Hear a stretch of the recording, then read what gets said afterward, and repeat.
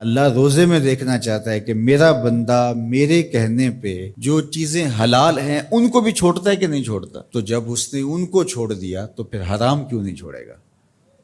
اور جس نے روزے میں حرام بھی نہیں چھوڑا، غیبت بھی نہیں چھوڑی، جھوٹ بھی نہیں چھوڑا، لوگوں کو اذیت دینا بھی نہیں چھوڑا، تلخ رویے بھی ترک نہیں کیے، گالی گلوچ سب و شتم کا مزاج بھی ترک نہیں کیا، لوگوں سے رشوت لینا اور لوگوں کو اذیت دینا بھی ترک نہیں کیا، تو پھر وہ بھوک کاٹ رہا ہے. وہ اللہ کے حکم کی تعمیل نہیں کر رہا ہے، وہ تو کہہ رہا ہے کہ میں تمہارا امتحان لینا چاہتا ہوں، تم حلال بھی چھوڑو گے اور یہ حرام بھی چھوڑنے کے لیے تیار نہیں ہے. تو پھر روزہ ہی نہیں. ہم ہر سال مشق کرتے ہیں، ماہ سیام گزر جاتا ہے، پھر جہاں کھڑے ہوتے ہیں وہیں کھڑے ہوتے ہیں، جبکہ روزہ تو 1 مہینے کی ٹریننگ ہے. 1 مہینے کی ٹریننگ کے بعد ہمارے عیب جھڑ جانے چاہیے، ہمارے گناہ دھل جانے چاہیے، ہمارے اندر کو تقوی کے نور سے مالا مال ہو جانا چاہیے. لیکن ہم نے مشق کی نہیں، ہم کام چور رہے. تو پھر نتیجہ کیا ہوا کہ جہاں کھڑے تھے وہیں رہے. تو روزے کا مقصد اتقاء کو پیدا کرنا ہے، اور ہر وہ کام جو اللہ کی ناراضگی کا ذریعہ ہے اس کو ترک کرنے کا نام تقویٰ ہے. اور اگر کوئی ایسا کام سرزد ہو جائے جو اللہ کی ناراضگی کا سبب اور ذریعہ ہے تو فوراً توبہ کی جائے، رجوع کیا جائے، ایسے امور بجا لائے جائیں جو اللہ کی رضا کا سبب اور ذریعہ بن جائیں. حضور نے ارشاد فرمایا، حضرت معاذ بن جبل رضی اللہ تعالی عنہ سے مروی ہے، اتق اللہ حیث ما کنت، تو جہاں بھی رہے اللہ سے ڈرتا رہے. خلوت میں ہو، جلوت میں ہو، گھر میں ہو، مسجد میں ہو، بازار میں ہو، تنہائی میں ہو، ہجوم میں ہو، جہاں بھی تو رہے اللہ سے ڈرتا رہے.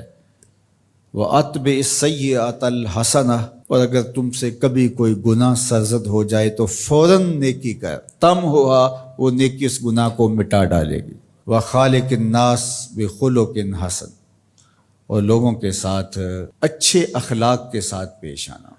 تو نیکی کرنے کے بعد، تقوی اختیار کرنے کے بعد، تیسری بات حضور نے جو ارشاد فرمائی، حضور سے بڑا حکیم کون ہو سکتا ہے؟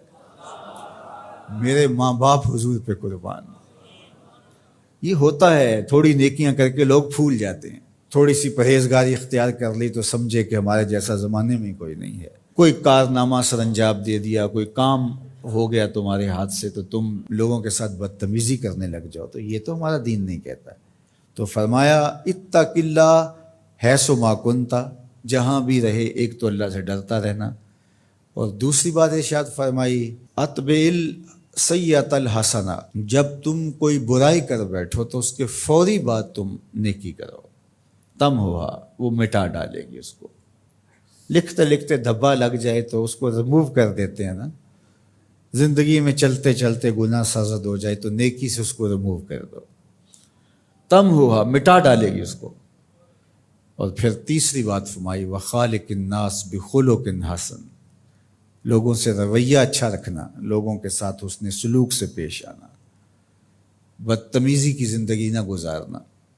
قیامت کے دن جب اعمال تولے جائیں گے، سب سے زیادہ وزن جس عمل کا ہوگا وہ حسن خلق ہے، جو پلڑے کو جھکا دے گا.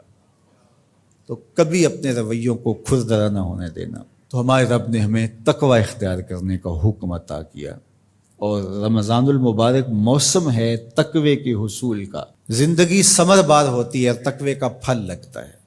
روزہ تقوی کی نشأت کا ذریعہ ہے، روزہ پیدا کرتا ہے اتقاء. لعلکم تتقون اس پہ شاہد عادل ہے. تو اس لیے مجھے اور آپ کو جائزہ لینا پڑے گا کہ ان دنوں کے اندر ہمارے اندر کوئی تقوی پیدا ہوا ہے یا نہیں ہوا.